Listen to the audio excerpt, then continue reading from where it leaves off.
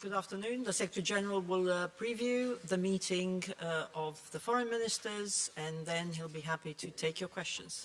Secretary General. Good afternoon.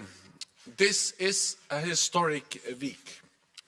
Tomorrow we will welcome Finland as the 31st member of NATO, making Finland safer and our alliance stronger. We will raise the Finnish flag for the first time here at the NATO headquarters. It will be a good day for Finland's security, for Nordic security, and for NATO as a whole. Sweden will also be safer as a result. Last year, allies made an historic decision to invite Finland and Sweden to become members of NATO. Since then, we have seen the fastest ratification process in NATO's modern history. And all allies agree that Sweden's accession should be completed quickly. NATO foreign ministers meet at an important moment for our security. Tomorrow, we will hold the NATO-Ukraine Commission with Foreign Minister Kuleba to address Russia's war aggression and our support to Kyiv. We do not know when this war will end, but when it does, we will need to put in place arrangements so that Ukraine can deter future aggression. And history does not repeat itself. We cannot allow Russia to continue to chip away at European security. I welcome President Zelensky's peace plan, which upholds the principles at the heart of the UN Charter. It provides the foundation for a just and sustainable peace. But there are no signs that President Putin is preparing for peace. He is preparing for more war. That is why we are united in our determination to stay the course and support Ukraine for as long as it takes.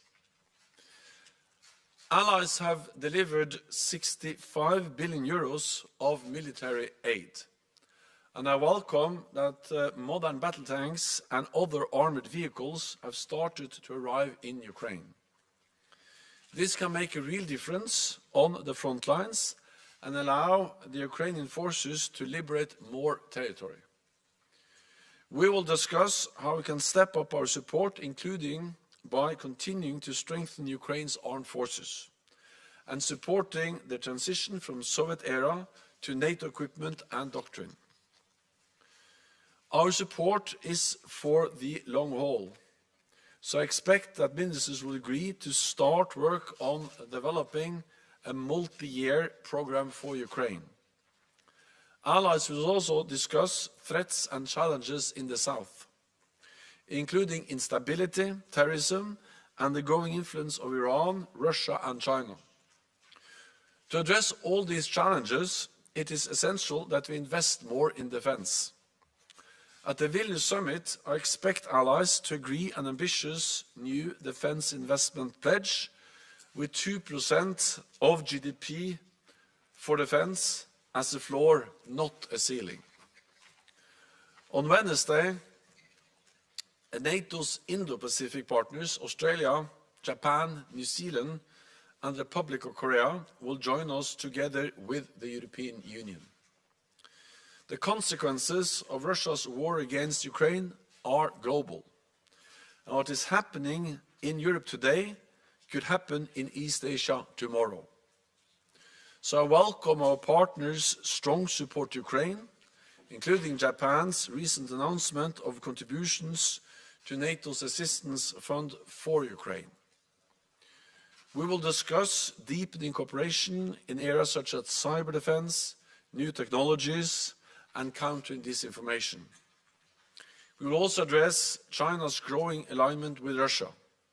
Any provision of lethal aid by China to Russia would be a major mistake.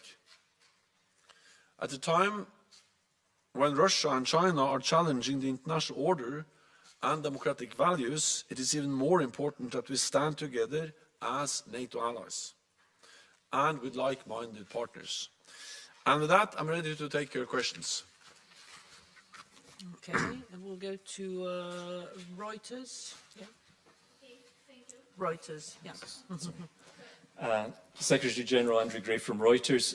Do you expect President Putin's announcement that he will station Russian tactical nuclear weapons on Belarus to come up in the discussions in the coming days? And do you anticipate that there will be any change to NATO's posture or planning as a result of the announcement or the move itself if it actually happens? The announcement by President Putin is part of a pattern of dangerous, reckless nuclear rhetoric, where Russia and President Putin tries to use nuclear weapons as a way to prevent us from supporting Ukraine. Intimidation, coercion to stop NATO allies and partners for supporting Ukraine in their right to defend their own country. We will not be intimidated. We will continue to support Ukraine. Of course, NATO remains vigilant. We monitor very closely what Russia does. But so far, we haven't seen any changes in their nuclear posture that requires any change in our nuclear posture. We remain a nuclear alliance. We deter and defend all allies. And of course, we continue to monitor what Russia does also when it comes to any potential deployment of nuclear weapons in Belarus. Yeah. Associated Press. Lorne Cook from Associated Press, Secretary General. If I could just get some clarity for you from you on Finland. You said tomorrow you're going ahead and welcoming Finland as the 31st member. Will everything technically be finished for its membership, or are you using this occasion, the presence of the ministers, to do that, to have that ceremony? And then I just ask, in the near to short-term future, can we expect NATO to deploy any kind of military equipment, any border support? What will NATO be sending to Finland in this time to come, or is it perhaps just too sensitive and it's best that not to provoke anyone by making any major movements? Thank you. From tomorrow, Finland will be a full member of the alliance. They will participate in all our meetings, activities, military structures as a full-fledged member. And this will happen tomorrow because now all 30 allies have ratified Finland's accession protocol, meaning that the only thing that remains is what will take place tomorrow, and that is that Turkey, which was the last ally to ratify Finland's accession papers, will deposit this with the United States, and that will take place at the NATO headquarters. And then I will notify Finland, and then they will notify, they will deposit their accession documents, and from then on, Finland will be a full member of the alliance. We will have a flag raising ceremony outside this building at 3:30 tomorrow, the 4th of April, which also happens to be NATO's birthday. We were founded, the Washington Treaty was signed on the 4th of April 1949. So this is really an historic day. It's a great day for the alliance, and it's a great honor to be able to welcome Finland as a full-fledged member of the alliance at our meeting tomorrow. Financial Times in the middle there.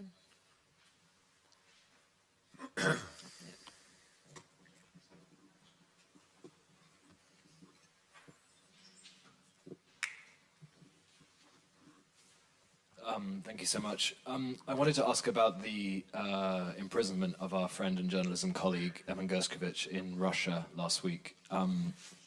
Firstly, do you have a statement on that detention, Secretary General? Do you think it's going to be raised by the foreign ministers tomorrow or even on Wednesday? And what, if anything, can NATO can or should do about that? Thank you. First of all, I expect this to be raised tomorrow. Second, I joined the United States in their call on Russia to release the American journalist Evan Gershkovich to ensure that his rights to work as a journalist are respected. His arrest is of great concern. It is important to respect freedom of the press, the rights of journalists, and the rights to ask questions and to do their job. So therefore we call on his immediate release. Okay. Vegen, over there, sorry, just behind. Thanks. Thank you. Good morning. I would like to ask you if you can go a little bit more into details when it comes to the Finnish membership. What kind of expectations do they meet in the NATO headquarters? What kind of capabilities should Finland provide to the alliance?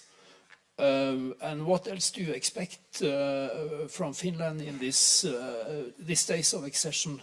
Is these formalities that are on the table? What kind of command headquarter would support Finland in the case of the needed? Thank you.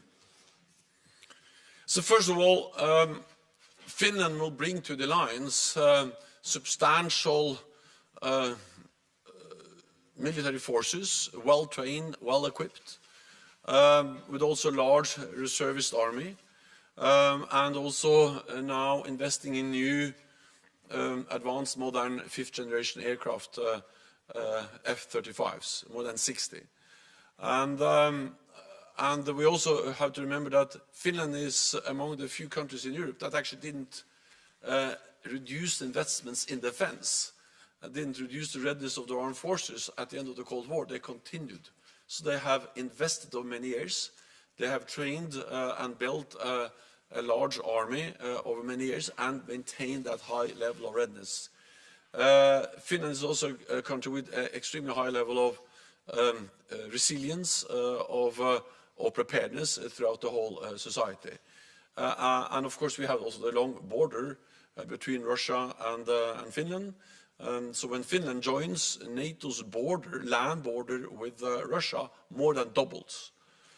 So what we see is that President Putin went to war against Ukraine with a declared aim to get less NATO. He wanted NATO to remove our forces, our structures from all allies that have joined after 1997, meaning all allies in Central and Eastern Europe. And he wanted NATO to make it absolutely clear that NATO's door was closed for any new membership.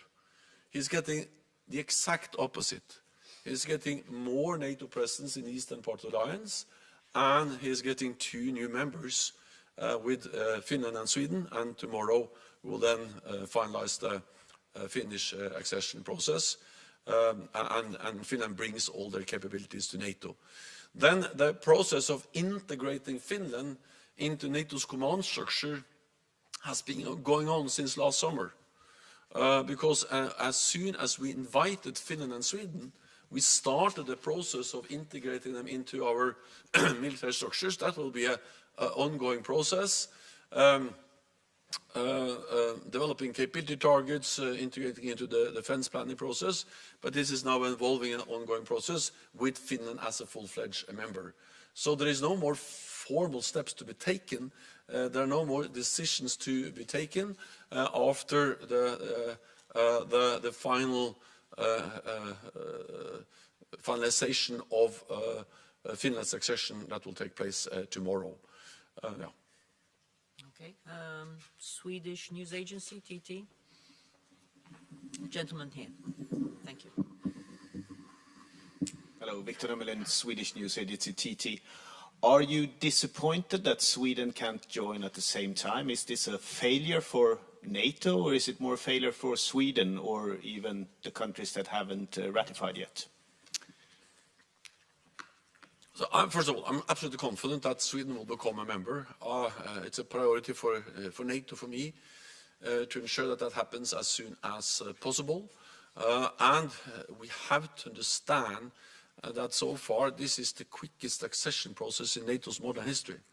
Finland and Sweden applied in May last year. Already in June, both Finland and Sweden were invited by all allies to become members, and all allies signed the accession protocols.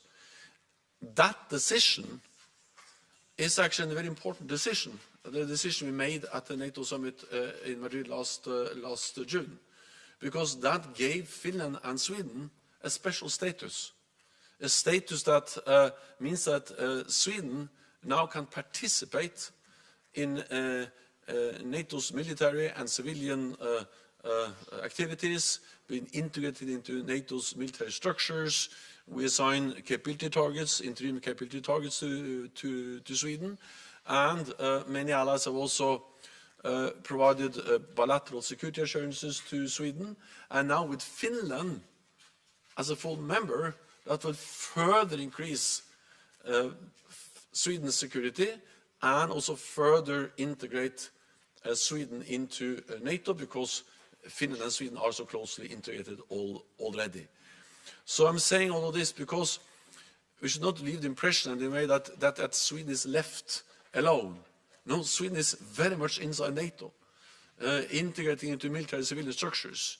Allies are ready to act, and it's inconceivable that there were going to be any threats or military attacks against Sweden without NATO reacting, and even more so with Finland as a full member.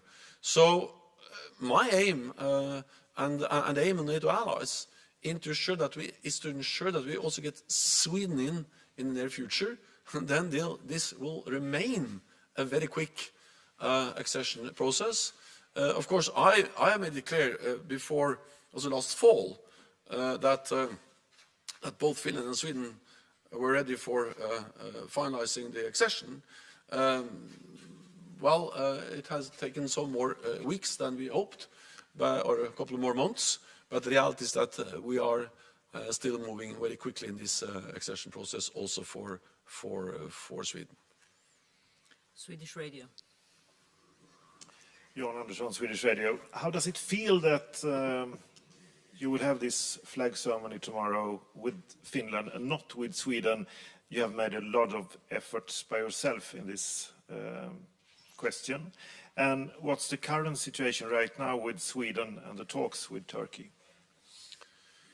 It is an historic and great day for NATO and for Finland that we are able to welcome Finland as the 31st member of the alliance. That is in itself something that we should celebrate and recognize the importance of. Also because it demonstrates that NATO's door remains open. It demonstrates that every nation has the right to choose its own path. It's not for Moscow to decide who's going to be a member of NATO or not. It's for the applicant countries and for NATO to decide. And this is very clearly demonstrated here at the NATO headquarters tomorrow when we raise the Finnish flag and finalize the Finnish accession process. This is also good for Sweden. It makes Sweden even more integrated into NATO and makes Sweden even more safer, with also then Finland, a close neighbor, as a member. And then at the same time, as we celebrate and enjoy that Finland is now a full-fledged member, we should continue to work to also finalize the Swedish accession process. And I will continue to work hard on that. I'm confident that we will succeed. And in the meantime, Finland will be in a much better position than, Sweden will be in a much better position than Sweden were before they applied, because of the close integration into NATO. Frankfurt Allgemeine. Thomas Kutschka, Frankfurt Allgemeine Zeitung. Secretary General, a question on political relations with Ukraine. Where do you see these relations heading? What's the role of the NATO-Ukraine Commission in developing them? Will it from now on regularly be convened at a high level? Related to this, the multi-year program that you announced, how will it be in substance different from the current programs with Ukraine? Thank you. So first of all, I think we need to, in a way, understand that there is an urgent need to support Ukraine with lethal support weapons, as allies and partners have done for a long time, and then also with urgent non-lethal support. But at the same time, we need also a more long-term perspective. And in addition to stepping up the short-term urgent need for support to Ukraine, we also need to have a perspective that goes a bit beyond the coming weeks and months. And especially we need to also look into a future where this war has ended. And that's the reason why I expect the foreign ministers, when they meet tomorrow and the day after tomorrow, to start to agree on a more long-term partnership where we can look into how we can help Ukraine not only with the immediate need to defend themselves against Russia's brutal war of aggression, but also to move closer to NATO by implementing reforms, by continuing to modernize the defense and security institutions, including fighting corruption, and by moving from Soviet-era equipment standards doctrines to NATO standards and doctrines. This will also improve interoperability between Ukrainian forces and NATO forces. A lot has already happened, but we need to do more, and we need to work on this on a more multi-year, long-term perspective. The NATO-Ukraine Commission is an important platform. It has met regularly at the ambassadorial level.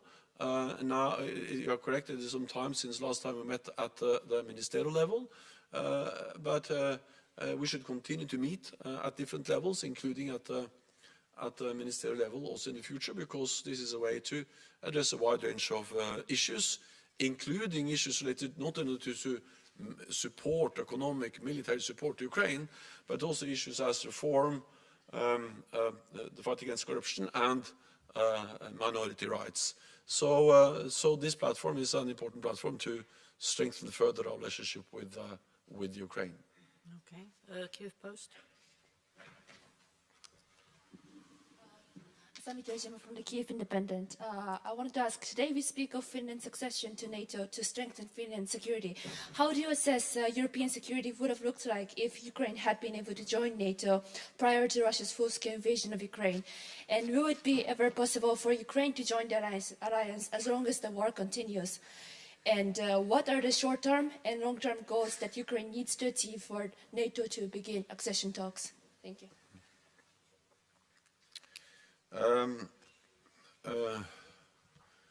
So NATO's position remains unchanged, and that is that Ukraine will become a member of the alliance. At the same time, we all have to understand that the main focus now is to ensure that Ukraine prevails as a sovereign, independent nation in Europe. Because without Ukraine prevailing as a sovereign, independent nation, then of course the whole issue of membership will not be relevant. So the first step towards any membership of Ukraine into NATO is to ensure that Ukraine prevails. And that's also the reason why NATO allies and partners have provided unprecedented support for Ukraine, why we continue to do so, and why we at the meeting tomorrow again will call on allies to sustain and further step up support to Ukraine, militarily, lethal, non-lethal, but also, of course, economic and financial support to Ukraine. So this is the first and most urgent and most important step. The second is that we are then also looking into how can we develop our political relationship with Ukraine, and some of the ideas we have of how we can expand the work we do on more long-term reforms, institution building, transition from Soviet era to NATO standards, interoperability. Of course, all of this also helps to move Ukraine closer to Euro-Atlantic integration to the NATO family. So I think these things are very interlinked. I cannot give you an exact date, but what I can say is that allies are extremely focused on ensuring that Ukraine prevails. We provide unprecedented level of support, and we're now looking into how can we further develop our political relationship, because for NATO it is extremely important to continue to demonstrate that NATO's door remains open, as we'll do tomorrow when Finland will become a full member, as we'll do when we finalize the accession process for Sweden, hopefully in the near future, and then as we'll continue to demonstrate in the coming years. Anna Dolum. Thank you. Secretary General, you said you are going to work hard for Sweden's membership. Have you been suggesting them anything? Because Turkey says they have legitimate concerns, which you already said. And Sweden has taken some steps, but it's not enough. Have you made any suggestions to Swedish government? Thank you. So my position is that my position is that Sweden has delivered on the commitments they made when they signed the trilateral memorandum of understanding together with Finland, Sweden and Turkey at the NATO summit in Madrid last year. And that's the reason why I also, in my meetings with President Erdogan, also last fall and also this year, both in the meetings and also public, I made it clear that the time has come to ratify Sweden, to finalize the accession process also for Sweden. That's my position. Then, of course, we were all aware of that this is not an area where we look fully eye to eye in Ankara and at the NATO headquarters. So then we had to address those issues. And the best way of addressing those issues is to sit down, meet, consult, and find a way forward. And therefore, I welcome the fact that when I visited President Erdogan some weeks ago, we actually agreed on two things.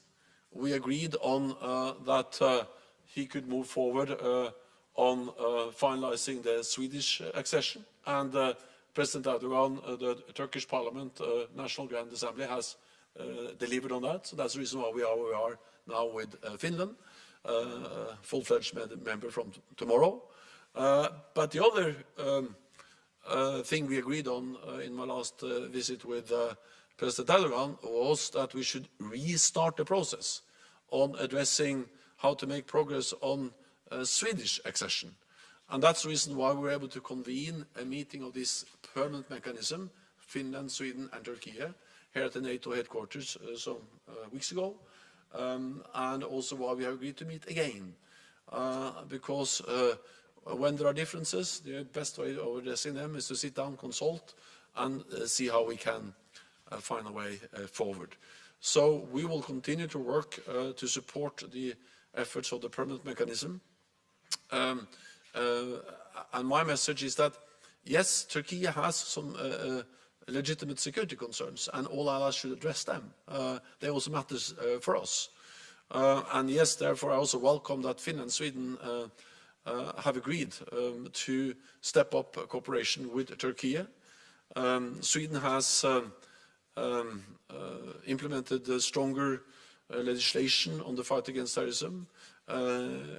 Mechanisms are in place to exchange more information, intelligence. Sweden has removed any restrictions on arms exports to Turkey. And we also have to understand that when Sweden and Turkey now are working more closely together on fighting terrorism, that helps Turkey in their fight against, for instance, PKK, which is regarded as a terrorist organization not only by Turkey, but by Sweden, Finland, NATO allies, the European Union. And of course, then we work together to fight this terrorist organization. But it also helps Sweden in addressing some of the organized crime that Sweden is seeing taking place in their own streets. Because we know that there is a close link between many of these terrorist organizations and their activities and organized crime, drug traffic in a country like Sweden. So I strongly believe that we have a common interest in addressing these issues, and by demonstrating that we can ensure that also Sweden can be a full-fledged member of the alliance in the near future. We'll go to Television 21 from North Macedonia. Thank you. Basir Arifi, Television 21, North Macedonia. Mr. General Secretary, time ago, NATO expert team led by Mr. Apaturai visited Skopje regarding the hybrid attacks on vital institution of North Macedonia and the false bomb alarms. He also stated that North Macedonia is not dealing alone with this problem, and the NATO provides support. Can you please explain what kind of support and what came out of this visit? Thank you. Well, following a visit of NATO officials to Skopje, we have agreed with the government of North Macedonia on a set of different steps. These steps are both short and longer term, which NATO and allies can take to support North Macedonia in defending against the hybrid campaign it is facing. I actually also discussed this with the Prime Minister of North Macedonia recently, and of course NATO is there to help and support allies, as we now provide help and support to North Macedonia that is facing different types of hybrid and cyber threats. The support that NATO and allies are ready to provide to North Macedonia includes technical support and stronger cooperation to fight disinformation. And I would like to also commend the government of North Macedonia for the quick and detailed work in developing the cooperation program we have agreed. Okay, we'll go to Moldovan TV. Journal TV, thank you. The Republic of Moldova is struggling against Russian hybrid war. In this regard, NATO allies reiterated their full support for Moldovan authorities. So my question is, what are the supportive measures that NATO allies could provide to help Moldova in order to cope with these challenges? And if the Moldovan case will be discussed at this ministerial? Thank you. Well, NATO allies made it clear that we are going to step up our support for partners which are under threat, coercion from Moscow, from President Putin, and that of course includes Moldova.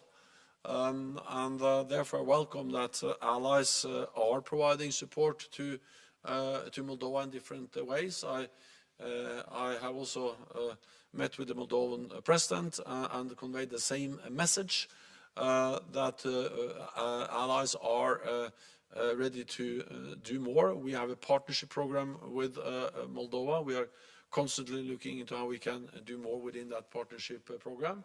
And also part of what we agreed at the NATO summit last year was also to increase NATO budgets to also be able to finance more activities, support for a partner like Moldova. Then we also know that NATO allies are also providing economic and financial support to Moldova in different ways, and of course all of this matters because we need to respect the sovereignty, the territorial integrity of Moldova, and we see that they are in a very exposed position because of the war in Ukraine, but also because of the presence of Russian troops in Transnistria without the consent of the government in Chisinau. Okay, James. Nick Fearns, Jane's Defense Weekly. To return to the subject of Sweden, have there been any adjustments to alliance enlargement plans militarily to assure Sweden? I mean, on the one hand, not having, and also in relation to Finland. I mean, on the one hand, Finland won't have the depth that it would have had if Sweden had joined with Finland to defend it. On the other hand, Sweden will be surrounded by NATO countries. So maybe you could enlighten us on. Yes, I think we have to understand that the decisions we can make at NATO at 30 as allies, those decisions have been made. What has taken some time is the individual ratification processes in 30 different capitals. And these have to be individual decisions, We don't take decisions on behalf of parliaments here at NATO. But the two decisions we make as NATO, meaning the decision to invite and then to agree the accession protocol for Finland and Sweden, we made them last summer. And since we made the decision of inviting Sweden to become a NATO ally, since then we have worked on the integration of Sweden into our military structures, including military planning and including capability targets. This process takes time because it's a big process.